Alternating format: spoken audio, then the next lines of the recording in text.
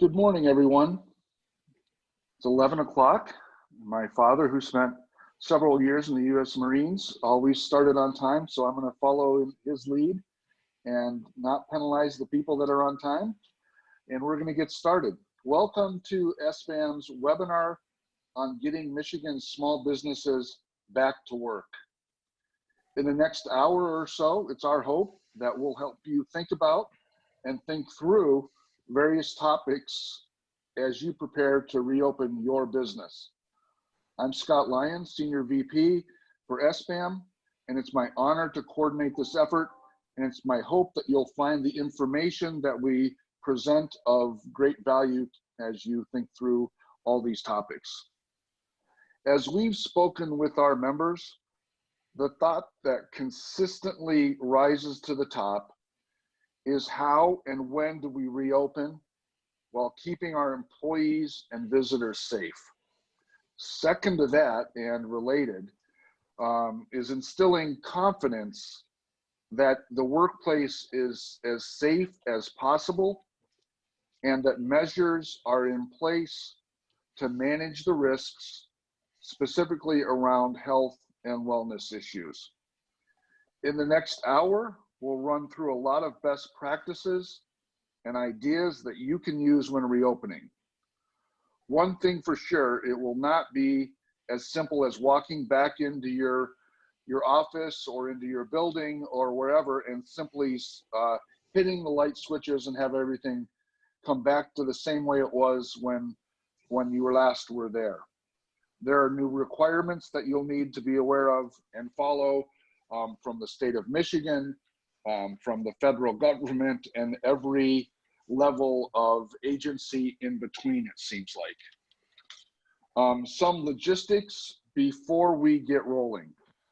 I'm joined this morning by David Roy, Michael Melfi, and Melissa Tetrow, and I'll introduce them in just a moment or two. You are all muted at the moment. With so many, there's over 360 small business owners that registered for this webinar. To not have you muted would be probably chaos. We do plan to leave a little bit of time at the end for questions and answers. And you can also send questions to the Zoom Q&A link that we have, and or to sbam@sbam.org, and we'll try to answer those as we can. Last, I'd like to call attention to the guide that we sent out and we put together and sent out last week. You can download SBAM's Small Business Guide to Getting Back to Work from our website. This webinar will follow a lot of the key items that are in that guide and on our website. Without further delay, let me introduce the group of panelists that I have this morning. Let me start with David Roy. David is the president of Marana Group, which is a collection of companies with offices in both Kalamazoo and South Bend. Marana Group is primarily in the mail processing, document management, and logistics space. He's also a visiting lecturer or professor at Kalamazoo College, teaching entrepreneurship and small business management. He's been a past chair of the SBAM Board of Directors. And for today, David has created a guide, the Marana Guide to Getting Back to Work, and he'll be able to provide perspective from his position as a small business owner, why he created that, when he created that, some of the topics that he covers in that. Next is Michael Melfi. Mike is a business attorney at Bodman Law, where he helps emerging and established businesses overcome the legal and financial obligations that often stand in the way of their growth. Michael is a member of Bodman's business, emerging companies, and venture capital and intellectual properties practice areas. He has his law degree from Michigan State, an MBA in finance from Wayne State, and an undergrad degree from the University of Michigan. Melissa Tetrow counsels employers on compliance with state and federal and employment law. Not that anything's changed in that area recently, huh? She's on the employer side of this. So she is representing all of you as you navigate your way through these new and somewhat uncharted waters. She focuses all of her time on workplace law. She has her undergraduate degree from Grand Valley and her law degree from the University of Toledo, where she graduated #1 in her class and was also of the University of Toledo Law Review.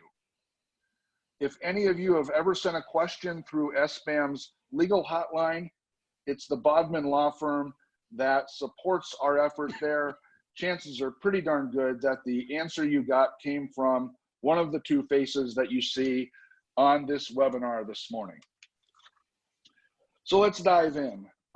In the next 55 minutes or thereabouts, Kelly, if you could hit the next slide, please. These are the topics that we're going to cover. Sort of the general guidance on reopening that's coming from some of the governor's executive orders.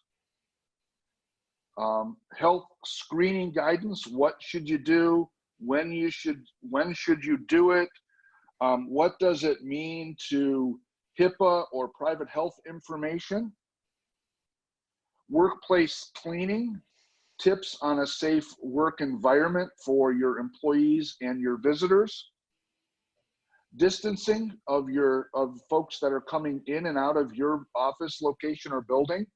How do you keep them 6 feet apart?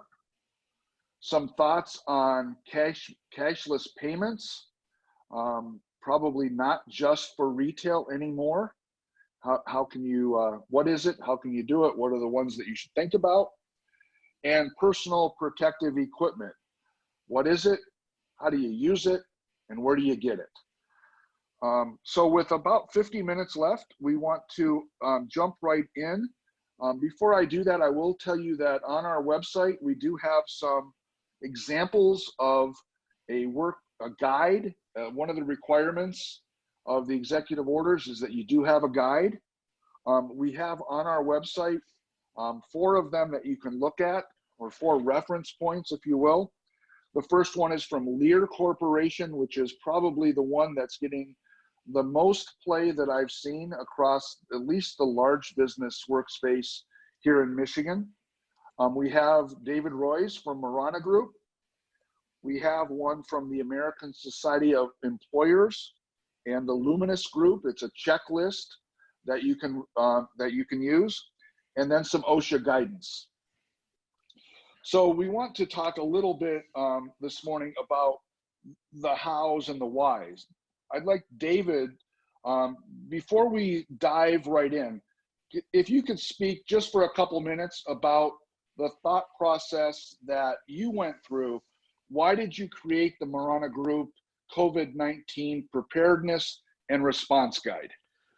Yeah, thank you. Good morning, everyone. Our guide was developed just a little over a month ago. We're currently on our second version. It looks like this, and it's I think this one is 12 pages long or 10 pages long. It started just over a month ago, where we started to, we're very big on documenting things, documenting protocols, documenting our policies. And we have been developing since probably late February, COVID-19 related practices that we were seeing coming in from the CDC and then ultimately from OSHA. CDC was pretty much the lead on that, and we were following their lead for the development of that. We really had 3 audiences for this guide. The first audience was and is our staff. We want them to know what the policies are, what our protocols are. We want them to be able to reference them as necessary. Everyone in our company is given this book. And then we want to also understand the steps that we're taking to keep everyone safe, including their fellow workers and our customers and our vendors and people who might have to visit our facility. The second group was really our clients themselves. We sent a copy of this both electronically and hard copy to all of our clients who are still operational, and said, here's what you can expect from us. So our third version of this will be coming out this week. We've made some changes and added a few things to it, but we really wanted that. And then the last group is really focused, the last constituency, if you will, for this guide are governmental units who may have come in and say, hey, we want to see your guide. It could be OSHA, it could be the state of Michigan, it could be our local township saying, hey, if for you to be open, you need to have a guide. And we want to be able to say, yep, here they are. Here are our rules, here are our protocols. And that's really what was the impetus behind it. Thank you. So you mentioned the state or the local county or health department, folks like that could and probably will be out and about and looking for these guides. Michael and Melissa, can you give us a quick overview of the requirements of the executive orders, specifically 2020.59 and its obligations that for employers as they gear up to go back to work? What's in that EO? What's required of an employer? Absolutely. So good morning, everyone. The main thing, as David was talking about, was the written preparedness and response plan. Every employer who has employees working for them during this time needs a written preparedness and response plan. What you don't need to do is publish it anywhere. This can just be something that your company put together and you have in the back office, and that management is aware of. Here are our protocols, here's how we're going to operate. What I would encourage you to do, but again, it's not necessary, is to distribute it to your employees and have them sign off on it. Not that they acknowledge its sufficiency or anything like that, just that they received it. And obviously, the biggest issue is what needs to be included in this plan.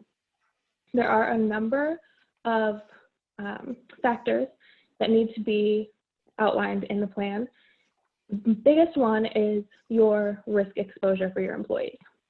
Are you low risk, medium risk, high risk? Many of you are probably going to be low risk, and what that means is that you don't have regular contact with the general public, and you can maintain social distancing requirements. If you can't do either one of those, so you regularly have contact with the general public and or cannot maintain social distancing either amongst coworkers or amongst vendors, whatever it may be, then you're going to be medium risk. If you're low risk, your plan needs to have basically what have you done in response to COVID and what are you going to do? Those are the main requirements, right? Say we've encouraged our employees to do common sense things, wash their hands, cover their mouth when they cough, that type of thing. If you're medium risk, you need to have a little bit more. So what are you specifically doing to protect your employees from the general public or from their coworkers, whoever the risk may be coming from? Sometimes it's putting a plastic barrier between a driver and a passenger in a truck, something like that. So those are the main requirements of the response plan. High risk is mostly in the healthcare industry and people who are regularly coming into contact with people who have the virus. So most of you aren't going to be in the high risk area. And it's the OSHA definitions, if I'm not mistaken, of low risk, medium risks, and high risk. Is that right?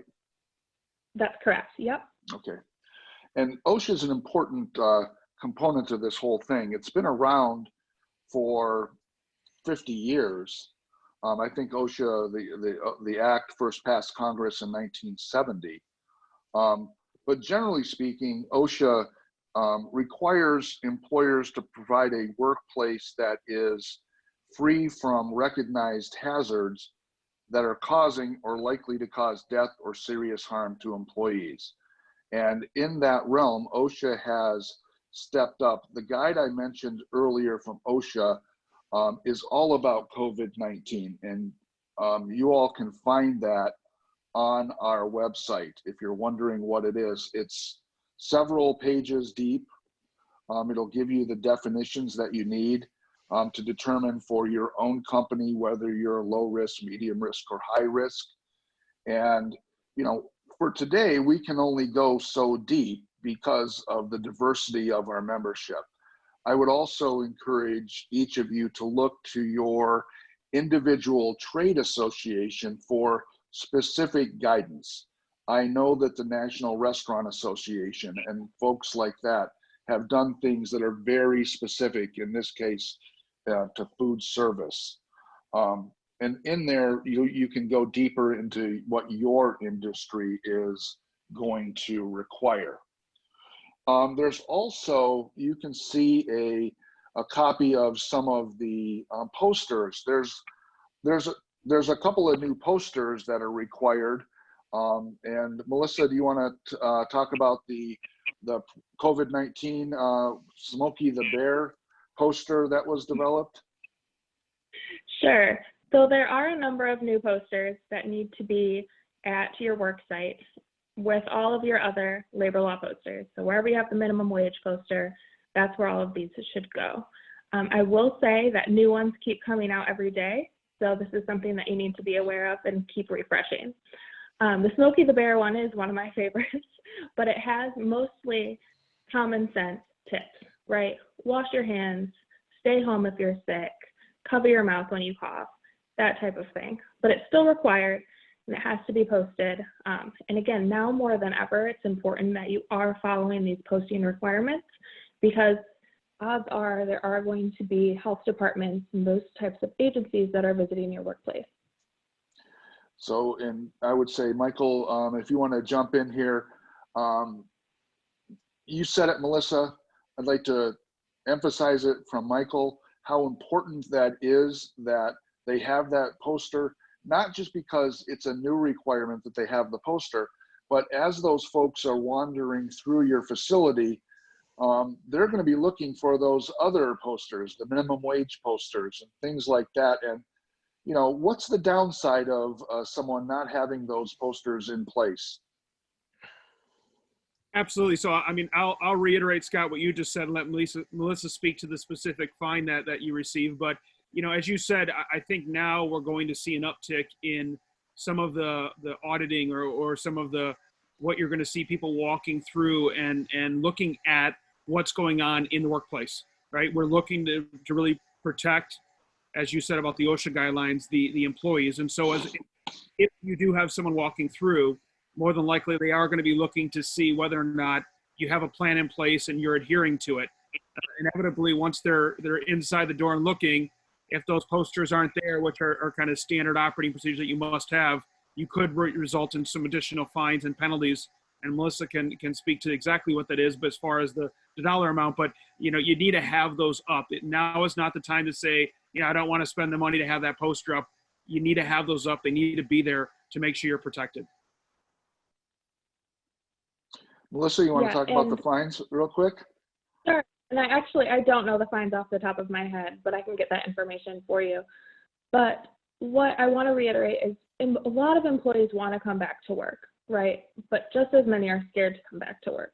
So having these posters not only is a legal requirement and helps you if an agency walks through, but it also helps your employees have a little bit of peace of mind that you're taking this seriously and that there are measures being put in place to protect them and their health.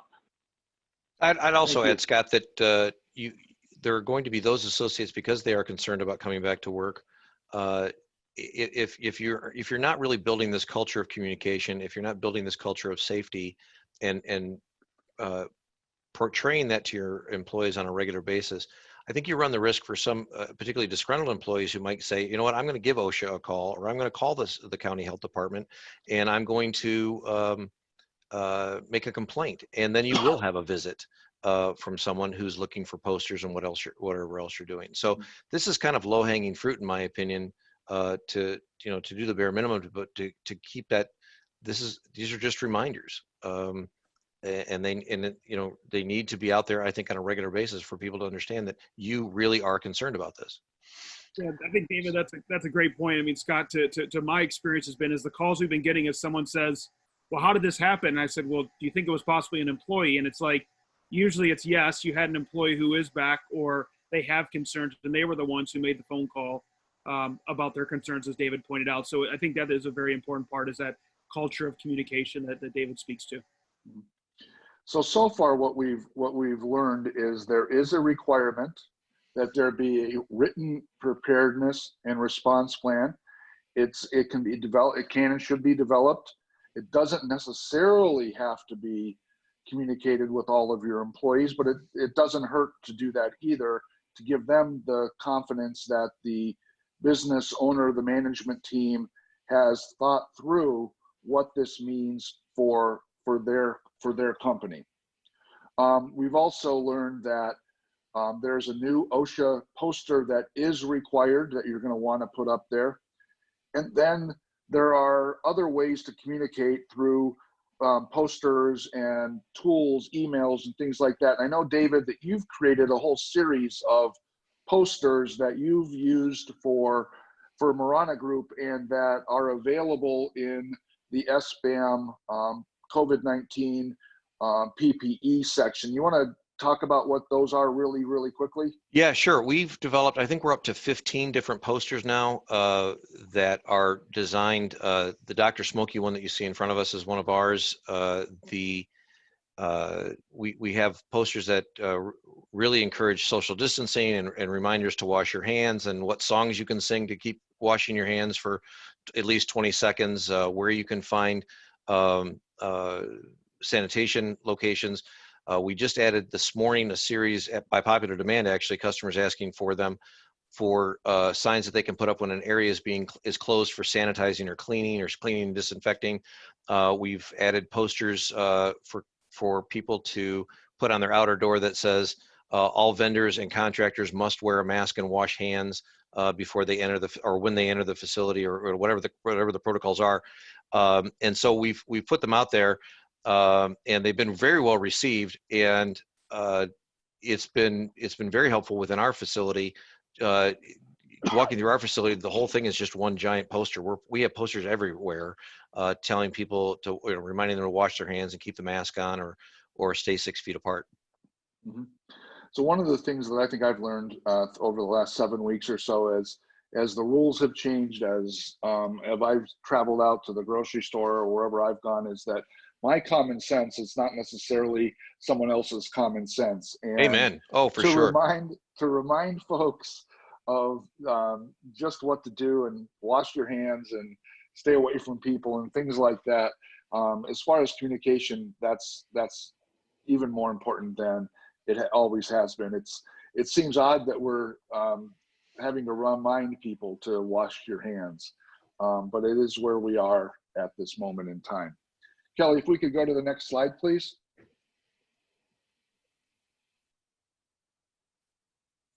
So screening, if we flip over to COVID-19 testing and health screening, I know that there are some folks that have worried about things like the testing when it comes to private health information and HIPAA guidance, or even in some cases, the Americans with Disabilities Act.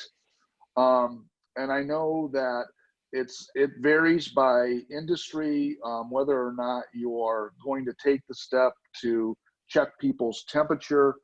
I know, David, I think you're actually checking folks' temperature. I know that my next door neighbor happens to be the HR manager with the Meyer warehouse here in the greater Lansing area. I know that they're checking employees daily as they come in, and they are sending people home if they have a temperature above 100.4, I think it is. So businesses, industries are a little all over the board on this one. But David, if you can spend just a second talking about what you're doing at Marana Group, and then Michael and Melissa, I'd like if you could talk about kind of what's required and the thought process behind HIPAA and ADA and things like that. Yeah, so to be clear, we are actually not doing temperatures right now. We have that set up, and if we are required to do it, we're positioned to do that if it's required for our industry type. Right now, it is not. We are considered essential critical infrastructure, so we've been operational through this entire period. But about mid-February, we started really hitting the issues with our policies with our employees that say, listen, if you're sick and you have a fever, do not come to work. And if you've got someone in your house who is sick or has a fever, do not come to work. And so what we developed for our purposes is we wanted to keep as much distance from the person who might be sick as possible. We certainly don't want them coming to work. So we've developed a automated communication system that every morning at 6, every associate in our company receives a text that asks them a series of 3 questions that were provided by the CDC. You know, do you have a fever? Are you have a cough, chills, vomiting, diarrhea, any of that kind of stuff? And then have you traveled internationally or domestically by plane or ship? And have you been in close contact with someone have you been notified that you've been in close contact with somebody who has had a medical diagnosis of COVID-19? And if they answer yes to any of that, they get a second message that says, stay where you are, do not report to work. And then a manager contacts them and takes them through the rest of a questionnaire and all of that is HIPAA protected. So only the managers are asking questions to find out a little bit more about what is actually going on. And then if a person is actually ill or a person in their family is ill, we have protocols that say, all right, you're out for 3 days from 3 days from a fever or an X number of days from any other type of symptoms, or if you traveled, you're out for so many days. And because of our policies and process here, we're actually paying them if they're sick. We're sending them home with pay. We'd rather them be home and recuperate than come in here and infect others. So that's the don't be a hero. Please don't be a hero. Yes, please don't be a hero. Yes. And you said 11 questions, and those I believe are from the CDC. It started out about four questions or 3 questions. Yeah, It expanded on up to where it's now up to 11 questions, developed by the CDC, and again available on the SBAM COVID-19 website, so you can find that information that you need there. Michael and Melissa, you want to talk about the legal requirements, the HIPAA, PHI? We've had a lot of questions, a lot of people concerned that asking these questions somehow could result in a violation of HIPAA. Yep, and I think I want to address real quick the legal issue, and then basically Melissa can answer that. But I think what we need to look at is, there's ADA requirements around it must be job related and consistent with business necessity. That's understood. What the concern is around HIPAA and PHI and disclosing someone's personal health information or anything that has to do with their health. And so that's where the potential issue comes in, because you may just say, hey, I'm doing what's best to protect them and protect the team and everyone else, all the other employees. And I get that, but also there's a legal implication to this as well. And so you need to be careful that we're not in any way creating that issue. That's why it's been such a big question. And Melissa, if you want to speak to a little bit about what we've seen and what we've been recommending at a high level for our clients, I think that would be great. And Scott, I'm going to digress for 2 seconds just to say we love being able to provide the information, and we always want to give as many fact-based answers as we can. As the questions get a little more detailed of, hey, what do I do with Joe or Susie in my business? We have to kind of limit where we're at with that. But as long as they stay fact-based, obviously we want to give as much value to the association as we can. And so with that, Melissa, if you want to just share a little bit about what we've seen around testing and health screening, especially as it relates to those legal issues. So first, I just wanted to dispel the notion that HIPAA is an issue here. Most employers in general are not covered entities under HIPAA. So you don't have any HIPAA obligations or anything like that. So if you're worried about HIPAA, put that in the back of your mind. As far as screening, statewide, there's no obligation to do daily health screenings, but depending on the county you're in, there may be a requirement. I know for certain that Oakland, Washtenaw, and Wayne counties are requiring daily screenings of their employees as they come in. So how do you handle confidentiality in that sense? Even though you don't have HIPAA obligations, you still have an obligation to maintain employee confidentiality. I actually love the way David's doing it with sending the text out first, because that doesn't notify any other coworkers or staff members other than the management that this employee may be sick. But if you have employees lining up at the door and answering questions, sometimes, you have to do what you have to do. And if you turn somebody away, obviously employers are going to know, oh, that person failed the questionnaire. I don't want to say failed, but, has a symptom or had close contact. They're going to understand that. And what you need to make sure is that you're just maintaining confidentiality to the extent possible. So if someone later in line says, hey, I saw Bob got turned away, what question did he answer? Don't tell them that. Just say, oh, you know, Bob's not coming to work today, something like that. As far as taking a temperature, again, depending on what county you're in, there may be a soft obligation to do so. So in Oakland County, for instance, if you have an employee who says, yes, I had a fever, if you have a touchless thermometer available to you, you have a requirement to take their temperature. Or you can just turn them away. You don't have to take the temperature if you're just going to turn them away anyway. But if they say I had a fever 2 days ago and you have a touchless thermometer available to you, take their temperature. Now, as to COVID testing, we have had a lot of employers asking, can I require employees to get tested for COVID before they come back to work? In general, yes. Typically, any sort of medical exam, medical test, that kind of thing is not going to be permitted under the Americans with Disabilities Act. But the EEOC has come out and said that COVID-19 poses a direct threat to the health of others around you. So if you have COVID-19, you are not entitled to protection under the ADA in general.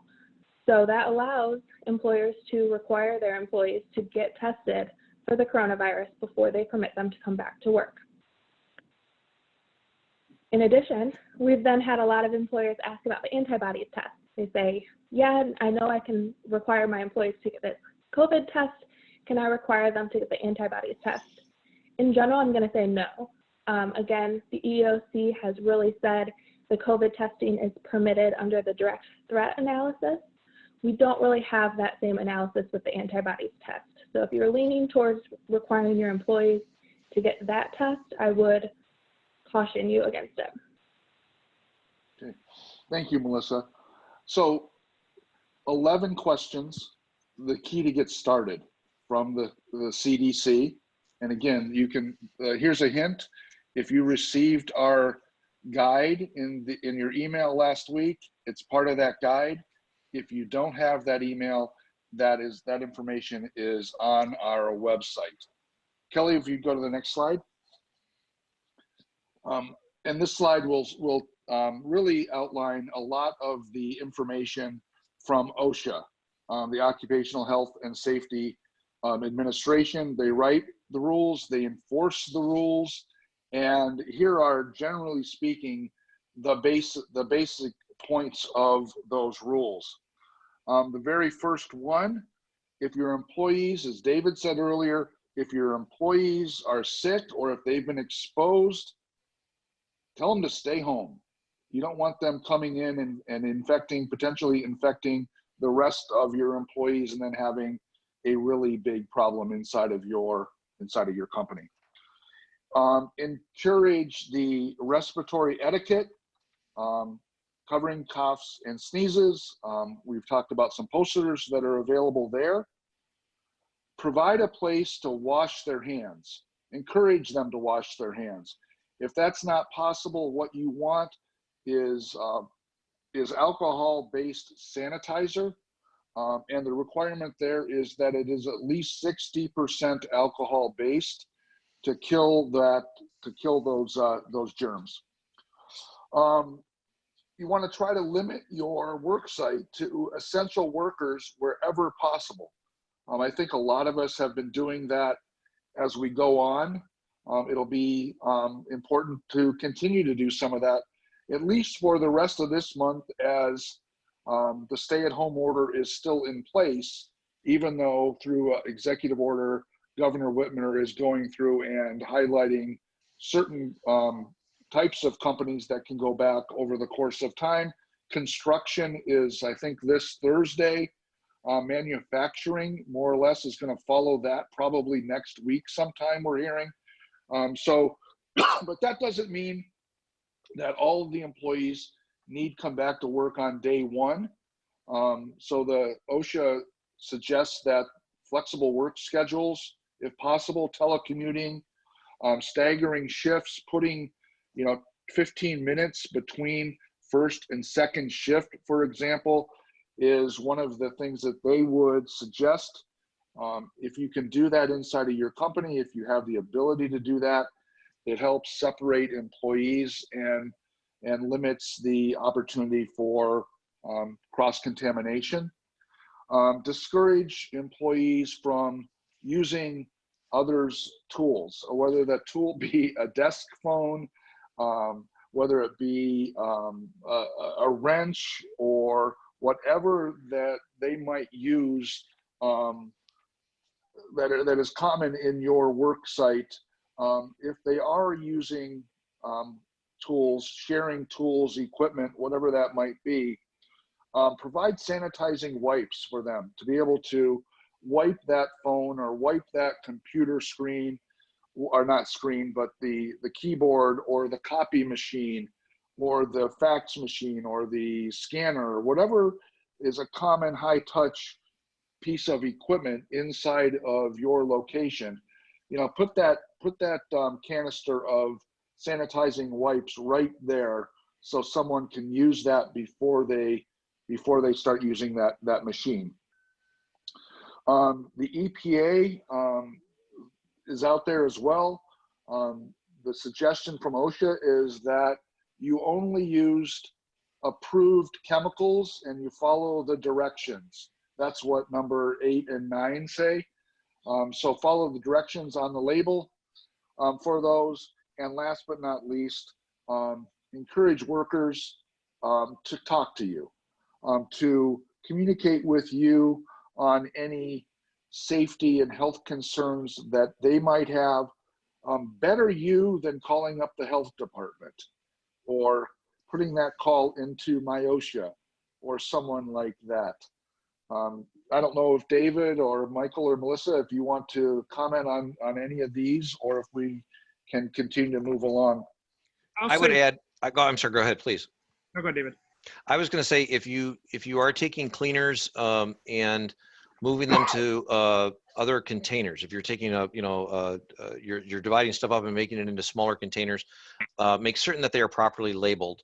OSHA requires that any chemicals that are used in the workplace be properly labeled, and your local health department and certainly your local fire department is going to want that stuff labeled as well. So let people know what's in the bottle.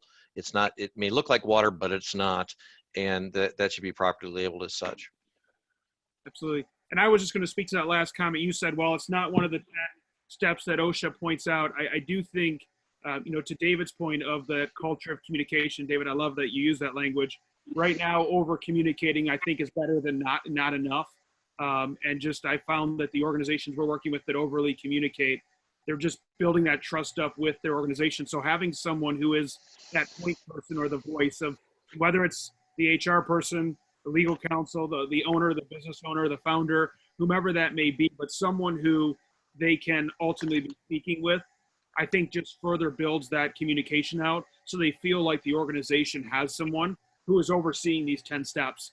So that's been one thing, and I realize resources are limited, but for some of the organizations that have, I've seen that's been a good recommendation of having, not everyone can have automated emails that David sends out, but for those of us who can't have automated emails going out every morning, having a voice or someone who can assist with that, in my opinion.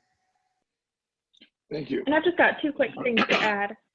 A question comes through about the COVID preparedness and response plan and what should be included. These types of steps are what you should include. So again, even if you've always encouraged your employees to stay home if they're sick, that's something you should put in your plan, right? That's something you're still doing now.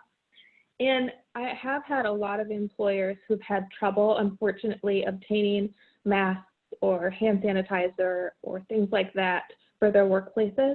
If that's you, put it in your plan that you've ordered these things, that you plan to implement hand sanitizing stations, things like that. Even if you can't do it right now, it shows that you're taking steps. And that's a great segue, I think, to our next slide. Kelly, if you could flip us through. So we talked a lot about personal protective equipment. We'll shorten that to PPE. So what are they? And it's going to depend a little bit on what business that you're in as to what's required of you as an employer. But let's start with face coverings and the difference between face coverings and a face mask. So if we start there, the difference is that most all of our members, most small businesses, are required to have face coverings available to their employees, but not necessarily the N95 face mask. So there's a key distinction there. What people are having, when we hear from folks that are having trouble obtaining the equipment, it's not necessarily face coverings that they're having trouble getting, because that can go all the way down to a homemade face covering, a bandana, whatever the case might be. But the N95, so 95% of all the bad stuff that's in the air doesn't get through, is I think the reason they call it the N95. So that's one key element here, whether or not you're going to need to know for your company whether or not you need to have the face masks available or just face coverings available. You need to think about that for your employees, but also for any visitors that might be coming into your office location, your company. So that's the first thing. And there's CDC guidance around this, of course, as well. Hand sanitizing, a lot of questions that we've had about whether or not the hand sanitizer is better on bare hands or whether or not gloves are better. And for most, what we've come to understand is that washing your hands and doing it right and following that up with hand sanitizer is better than wearing gloves. And I don't know if any of the panel has thoughts or an opinion on that just yet. What you've been dealing with, what you've seen. Michael, I saw you unmute yourself, so you must have something. Yeah, and I'm going to say this is not legal advice, but happen to have a frontline medical professional in the household. And I will just say this, that just because you're wearing gloves, it doesn't create a safety. And it seems like it because you have a protective layer over your hands.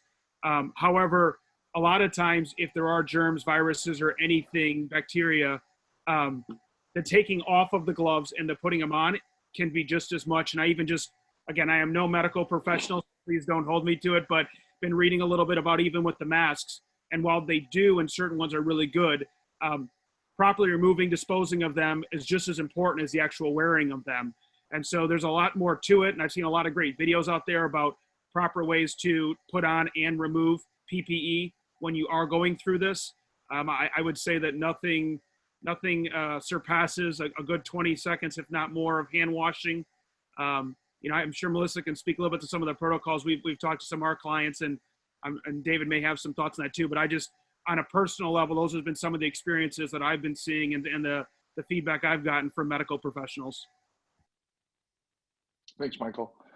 So there's other things to think about. Obviously hand washing stations, soap, things of that nature, but just look around your facility. Do you have trash cans that you don't have to reach down and open? Some little things like that as you wander through. Do you need barriers or shields for your employees? Would it be helpful if you have a counter that customers are coming in, that there's a plexiglass barrier between your employee and that customer? Same thing is true if you have, we used to call it a bullpen back in the days. A lot of folks working in the same general area, if they can't be 6 feet apart, is there a barrier that could be constructed that you could use inside of your facility to keep them at least separated by a temporary plexiglass wall of some sort? So walk through your facility, see what you can and what should be done to fall in line with the CDC and OSHA guidance. So And Scott, there's don't- been a couple of questions that came in that I think we could probably answer right now because it's related to what you're going over. One of them is, I'm a small retail shop. Can I require a customer to come in with a mask? Melissa or Michael, can you answer that question? Yeah. So Governor Whitmer's executive order requires mask wearing, or face covering, I should say, in any public enclosed space. So that's as simple as it gets, right? If you're a bank, a retail, anything like that where you have the public coming in to an enclosed space, you can require them to wear a mask. And you can turn them away if they refuse to do so. If I may, one comment on that is, and please correct me if I'm wrong, because I am not an attorney. Our read of it was if wearing it in an enclosed public space, where medically permissible or medically allowed, I can't remember what the term is, but it's, so a person says, well, I have a hard time breathing, or I have a respiratory problem, or high blood pressure, or any number of things. So in our case, we are not a retail location, but we do have places where customers can ordinarily visit with us. In our cases, we've simply closed that off. But I know from other clients that I've dealt with, they're saying, please wear a mask. And if you can't wear a mask, they've also put a second line of defense in where they've put their receptionist behind a barrier. So they have kind of a mix and match. In our facility, we have a security cage where if you walk into one of our doors, you're inside a security cage. We line the security cage with plexiglass. So if a person comes in without a mask on, our person can be on the other side of the cage and ask what they're here for, but not necessarily be exposed to something directly. And then those glass pieces have to be cleaned on a regular basis throughout the day. So I know that there have been some pushback on some places and this is what my clients are telling me. Well, I've got employees who say, well, I have a health condition that prevents me from wearing a mask. I'd love to hear Melissa or Michael talk about that. Mm-hmm. So go ahead, because that's exactly where I was going to go next, which is you've made the personal protective equipment available to your employees, and they refuse to use it or to wear it. What is the small business owners? What can they do about something like that? Sure. So remember, there are two different requirements. First, there's the requirement that anyone in a public enclosed space have a face covering. So this is visitors, guests, clients, customers, that kind of thing.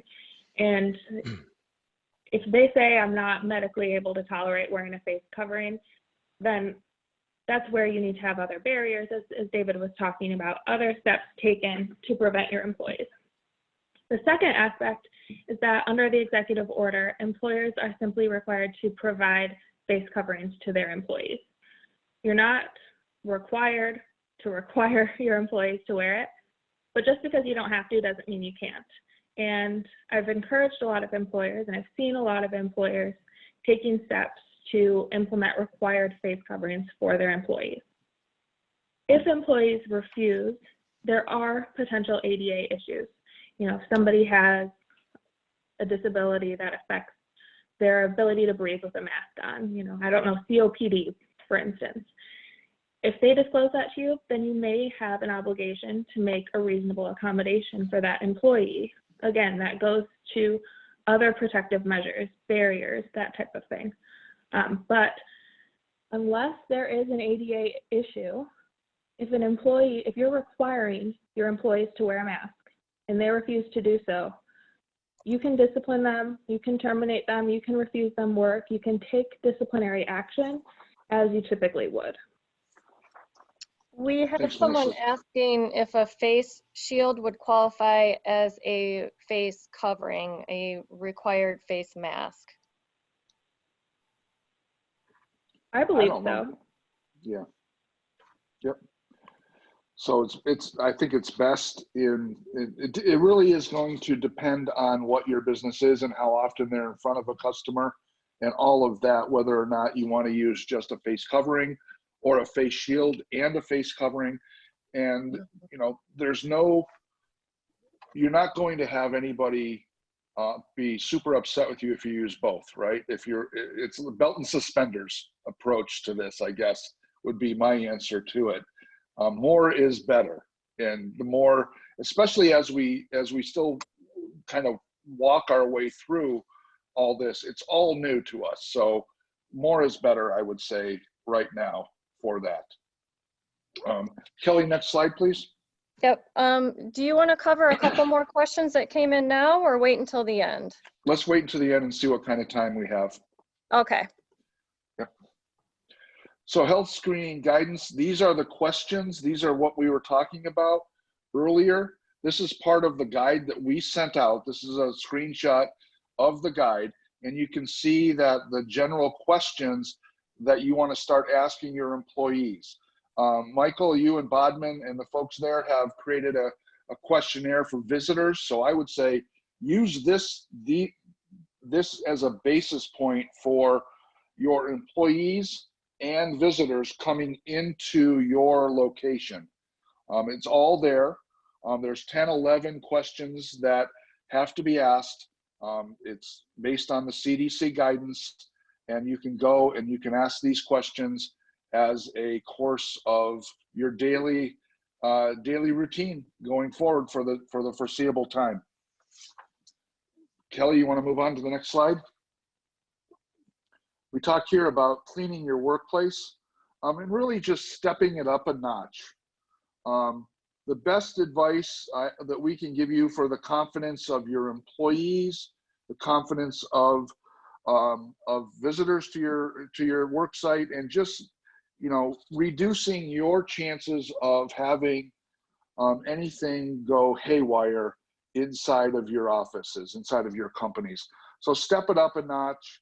Think about the workstations and where people are frequently touching, whether it be a copy machine, a countertop, doorknobs, railings, elevator buttons, shared tools, whatever that might be, clean it. And I would say provide all the stuff and assign that to someone as a responsibility. It falls under that.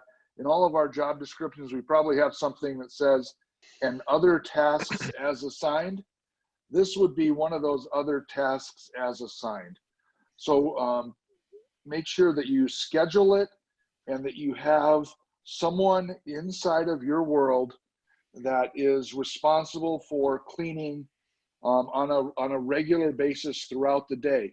If you don't own your location, if you rent office space and there's a cleaning crew that comes in that does that, find out what they're doing. Work with them to find out what they're doing and how they're doing it. You can communicate that to your employees as well, but you can also supplement this throughout the day. I know, David, you're doing a lot of this inside of the Marana Group. You want to talk about just what that is and how often you do it, and give folks an example of a real life small business owner and what you're doing.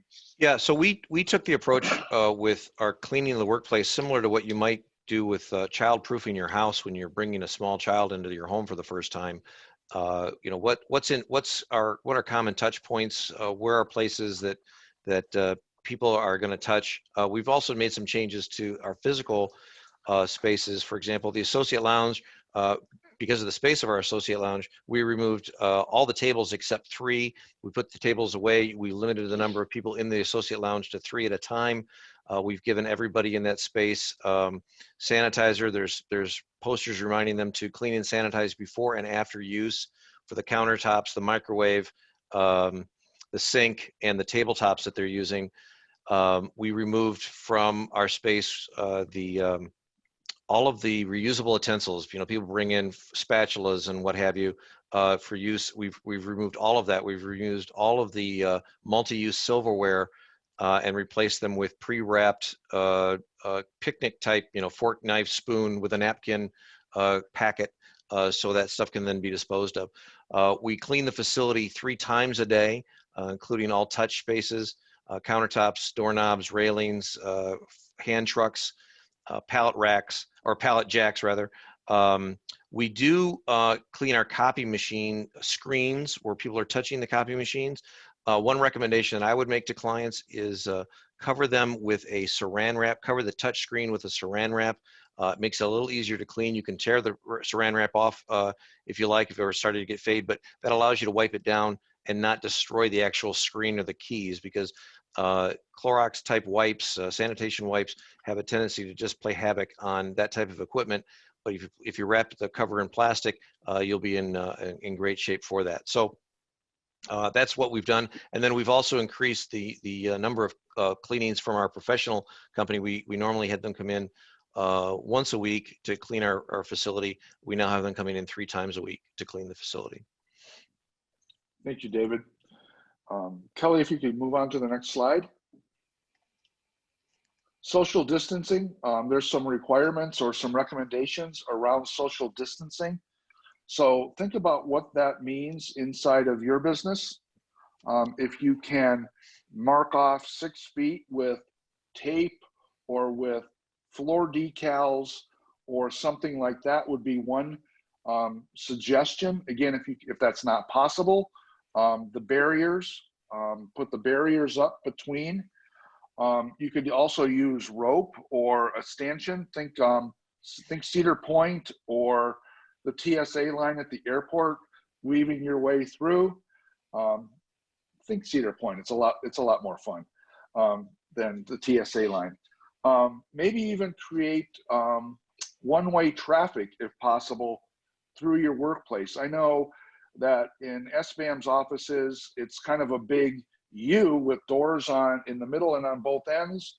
So for our essential crew that is there, our COO has established one-way traffic.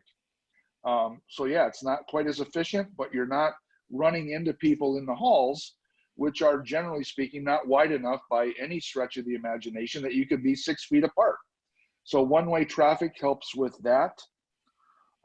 Again, consider the use of telecommuting, just whatever staff members might be able to telecommute, even if you're bringing back your manufacturing side. If the office side of your workforce, if there are people that can telecommute, you can continue to do that. You could consider split shifts. Again, we touched on that earlier. There's lots of things. What it requires you to sit down and think about these things in relationship to your offices, your company, your workforce, and what is going to be possible, what's going to be best to keep them apart, to make sure your workplace is safe for your employees and your visitors. I don't know if any of our guests have thoughts on that, or if that pretty much covers it. All right, Kelly, next thing. Think about low or no contact sales. I would say that it's not just for retail and restaurants and food service any longer. How can you in your business put in place the cashless transactions? How can that be incorporated? How can credit cards be used? How can you allow people to pay online? PayPal, things like that. Apple Pay, Google Pay. Can you do paperless receipts? Can you have the customers swiping their own credit cards? Think about just the process of handing someone a credit card, then handing back to you a pen and a receipt that you have to sign, and all the touch points there. How can you avoid some of those along the way? Again, just think about your customer, your transactions with your customers, and how you separate all those things for the time being. And then last but not least, Kelly, where do you find the PPE equipment, the mask, the things like that you need? I'm going to do a shameless plug for what we've done at SBAM. We have, over the last, probably 10 days or so from the date that we thought about it to today, but we have ramped up in a complete marketplace that you can find the personal protective equipment that you need. There are folks on there that have the masks, the face coverings, the sanitizer, the gowns, the face shields, the posters, the barriers, everything that we've talked about, everything that you see here.